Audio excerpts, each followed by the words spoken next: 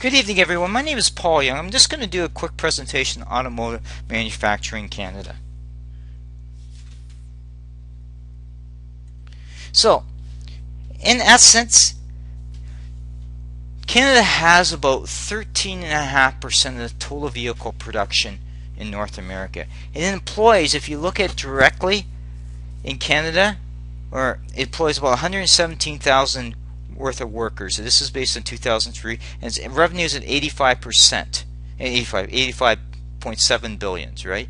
So basically, the automotive supply network also supports 450 companies and 27 billion in annual shipments, with 13 billion of exports. Why is those critical stats there? Because that's the dynamics of the marketplace. Okay, so any prime minister needs to understand those dynamics and understand what's required with those market segments to help them compete. This one just gives you a quick understanding of basically production between car and light truck and medium to heavy trucks. That's what we produce in Canada, and it works out to about, on average, about close to 2.4 million units. Let's talk about automotive production. Now, the reason why I have to bring this up is so any time you hear about innovation in terms about the need improvements in productivity, unions fight it. Why do unions fight it? Because it means lost jobs. So in these particular cases, from robotic welding, laser welding, modular manufacturing, flexible manufacturing, there are ways for manufacturing companies to get a hold of their production cycles to try to leverage more cost out of it and productivity. You'll never hear the unions support robotic welding. Why? Because that means lost jobs. Robotic welding also ties to the need for skilled trades. So you can see right away what I'm leading into. I'm leading into that the automotive production changes drive how investment or how things will operate. Let's talk about NDP and Unifor. They're joined at the hip. We all know that. But what you don't know is a couple things. Unifor likes to get out there and hammer Harper. Anything but conservative policies. What they also don't tell you about is how they support disastrous policies in Ontario. When has Unifor come out and basically talked about hydro rates? Yet hydro rates drive production costs. Drive production costs also mean you're less competitive. Ontario Registered Pension Plans listed there is because it's going to be like Mulcair is promoting, which enhancements to CPP. You can hear the NDP or Liberal Party tell you, well, payroll tax investment in CPP is not a payroll. It's not a tax. It is a tax, because whoever is matching that tax is business. It's a tax to business. Okay. Yes, the person gets it back from matching, but the business itself has to support that. So if they're already running into competitive issues with cost, how is adding more cost on CPP or as well as corporate taxes going to help the automotive sector? The answer is it's not. So what does Mulcair do to try to buffer that? He says, I'm going to create more innovation fund. I'm going to give you a handle to subsidize your stuff because I want to take more money from you. So how does that make sense as a business? It doesn't. What Mulcair is doing is trying to support the unions by coming up with these innovation funds. In essence, they already do exist, but Harper has kept low taxes low. Now, the other comment there quickly is from Chrysler. Chrysler Canada called out the Ontario government. Now, yes, it's federal policy, but if you're going to have an integrated strategy and support automotive, then you're going to have commitment from the provinces where automotive is impacted from. And we'll see in the next slide, it's BC, it's Manitoba, it's Ontario, and it's Quebec. Now, the other contentious issue comes as the automotive bailout. Well, this was driven by Jack Layton, was pushing for this. He pushed for this and he said, you need to bail out the automotive sector. So Stephen Harper and the president of the time in the US bailed it out. Now, both of those companies, Chrysler and General Motors, were in bankruptcy. So what happens when you have debt in bankruptcy? Well, what happens is as you restructure it, you replace that debt with equity. So you write that debt down. So the loans the government was getting back were written down into a share offering. So the government wrote that debt down as part of the conversion option. And if you don't believe me, go do a search on the internet called debt conversions to preferred stock, and you will see what happens as part of that. That's the $1 billion of losses that you're hearing talked about. But it's already been booked. in the Treasury. We've already stated in that an accumulated surplus or deficit that's reflected on this statement of financial position by the government.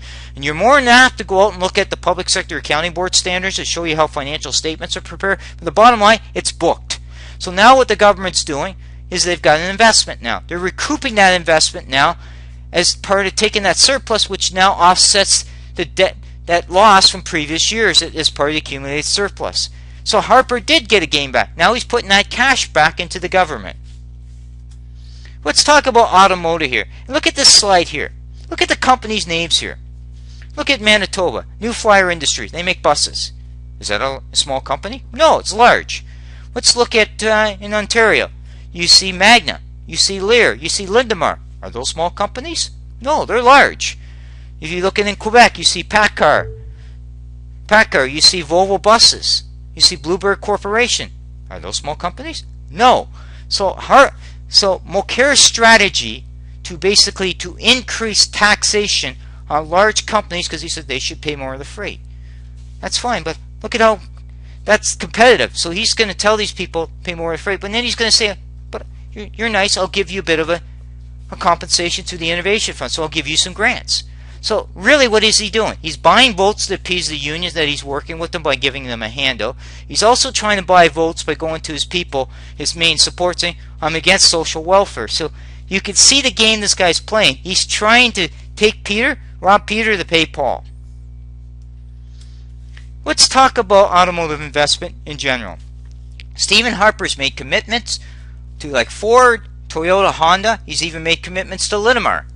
Do you hear that comments from the opposition? No. What you do hear from Justin Trudeau, and you can go out to London Free Press, you can go out to Windsor Star and do a search.